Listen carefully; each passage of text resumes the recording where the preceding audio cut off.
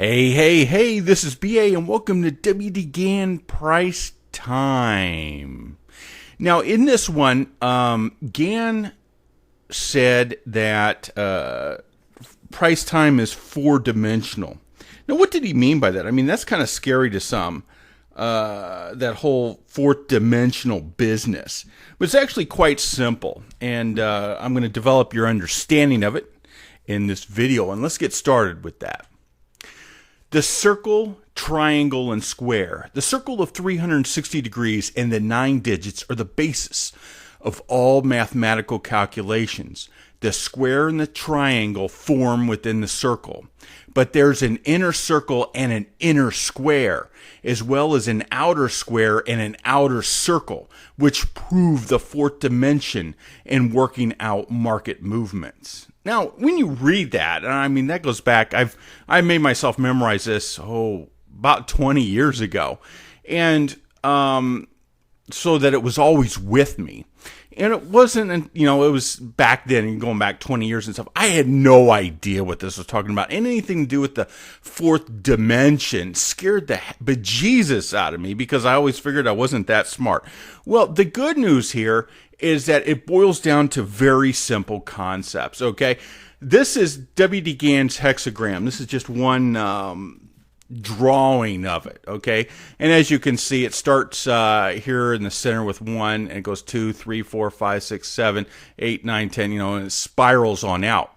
And the reason for that is, if you've noticed, like a stock or commodity, the higher the price goes, the more movement is in the price of the stock, okay? Like, say, you're not going to get, a perfect example of this is you're not going to get a stock that has, that's selling at, $13. It's not going to have a $20 up move. Okay, that just doesn't happen. And the reason for that is because of its vibrational rate at that point is relatively low. But, a stock selling, like IBM, say around 160, 180 area, that can easily do 20 points. Okay, if it's in the cards, it'll do it. Okay, so as a stock or commodities price or currency, whatever, gets higher and higher and higher, okay, the higher it gets, the more fluctuation between the highs and the lows. And so several of Gann's wheels are meant to encompass that, and that's why you see this as it spirals out, there's more distance, okay? Like, say, if this is the circle, you got 2, 9, 22, 41. Okay, so you got, say, a difference here of 13, okay? Whereas here, you've got a difference of, this is 199, this is 226, you got a difference of 27, okay? So as you expand out, okay, you have to, on certain wheels, you have to account for that, okay?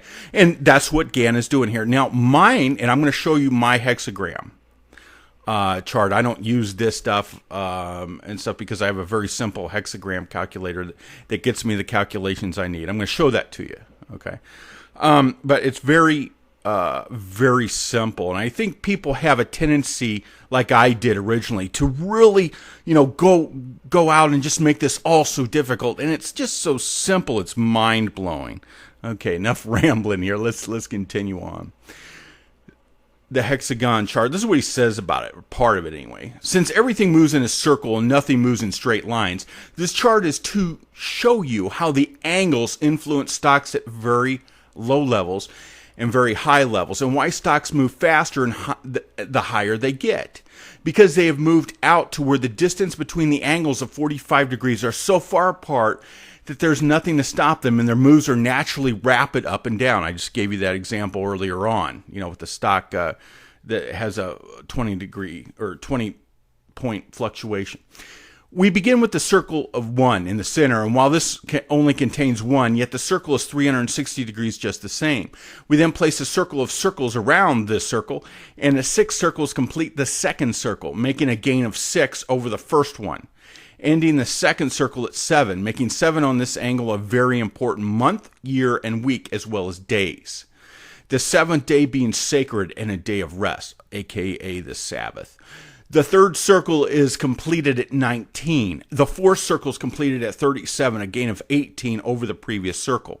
The fifth circle is completed at 61, a gain of 24 over the previous circle. The sixth circle is completed at 91, a gain of 30 over the previous circle. And the seventh circle is at 127, a gain of 36 over the last circle. And as you can see, as we're going out here, that gets bigger and bigger and bigger. Note that from the first, the gain is 6 each time we go around. In other words, when we have traveled 6 times around, we have gained 36. Note that this completes the first hexagon, and it equals 127 months. Shows why some campaigns will run 10 years and 7 months, or until they reach the square of the hexagon, or the important last angle of 45 degrees. Okay. We're going to work through an example here. On July 20th, 2015, IBM made a quick high at a price of 173.78 on the hexagram chart. That price squared out with the 60-degree angle to heliocentric Mercury. Simultaneously, on the square of 144, that price squared out with the 135-degree angle to Earth. Note that this was a Monday and hence was affected slightly, a little bit of lost motion there, by the weekend. Okay, and we're going to walk through the process. It was something I want to talk to you about here. As you hopefully know by now, I'm an IBM options trader.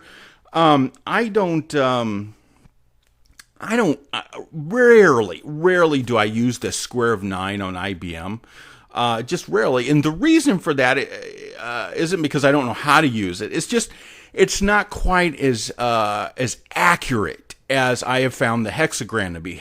Hexagram is just balls on accurate in IBM. I mean, it's really some really good stuff there, okay? And so the key is of course you're going for accuracy, and I've noticed that the square of 9 on IBM is not quite as accurate as a hexagram. So I'm not going to show the square of 9 here, but we're going to walk through square of 144 and the hexagram. Okay, let's get started with that. And the first part of this is, where exactly is this? Okay, and the high is right here. It's as you can see, the next day to the left is the 17th, which is a Friday, and July 20th is a Monday. Okay, so it kind of got affected by the weekend. You see a little bit of what we call orb or lost motion, however you go. Okay, but that's our high. And what we're going to do is we're going to process this on the hexagram first, and then we're going to process it on the square of 144. And this is my simple hexagram calculator. I actually built this, and a friend took it and put the Astro equivalent in, as I'm not that good of a programmer. Okay. Our price there on the July 20th of 2015 was 173.78. Okay.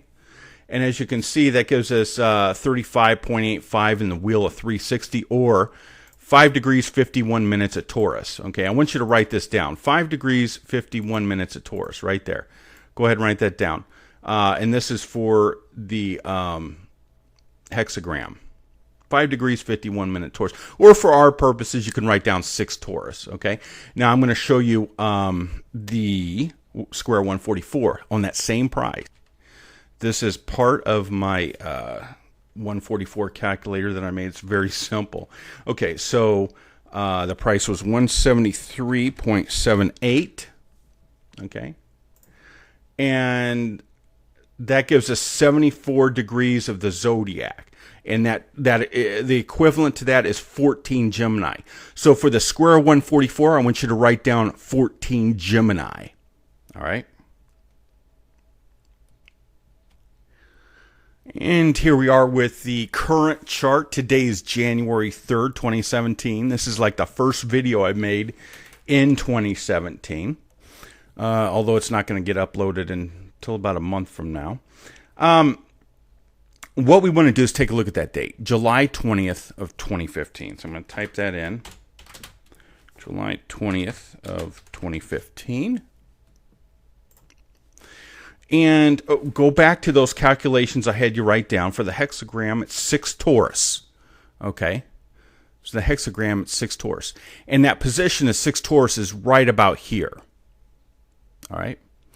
And 6 Taurus is 60 degrees to Mercury. Okay? 6 Taurus is 60 degrees to Mercury. Now, it's actually about 65 degrees, and like I said, there's a little bit of slippage there. It's about 65 degrees to Mercury, but that's what stopped it with the hexagram, is it was squaring out with Mercury. Okay? Now, that same point on the square of 144, that same price point, the high there, was equivalent to 14 Gemini, which is the other number I had you write down, 14 Gemini.